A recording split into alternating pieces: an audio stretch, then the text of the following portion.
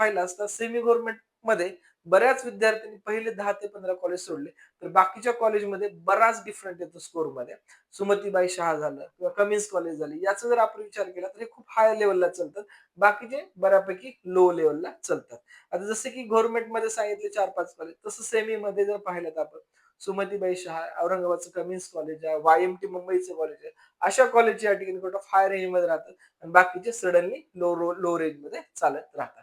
त्यातला आपण जर पाहिला ओपनसाठी जर विचार केला तर ओपनचा 350 टू 420 पर्यंत जाऊ शकतो.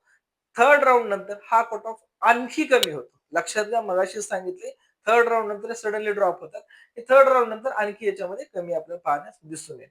नंतर आपण ओबीसीचा विचार केला. ओबीसी 330 टू या ठिकाणी 400 मध्ये या ठिकाणी लो कॉलेजपासून हायर कॉलेजची रेंज मी या ठिकाणी घेतली तर या रेंजमध्ये राहू शकतो. एससीचा 250 टू 330 मार्क्स पर्यंत राहू शकतो. एसटीचा 220 टू 300 मध्ये राहू शकतो. विजेचा या ठिकाणी 280 टू 350 पर्यंत या ठिकाणी आपला कट ऑफ राहू शकतो. एक महत्वाची गोष्ट सांगायची आहे, की जर आपण बीएमएसच्या गव्हर्नमेंट कॉलेजचा या ठिकाणी विचार केला, तर बऱ्याच वेळेस असं पाहण्यात आलंय, की मुलं ज्यावेळेस चॉईस फिलिंग करत असतात किंवा ज्यावेळेस आम्ही आयडियल लिस्ट देतो. आयडियल लिस्टचा जर विचार केला मुलं, तर मुलं सुरुवातीला गव्हर्नमेंट कॉलेज भरतात. पण सर्वच भरत नाहीत.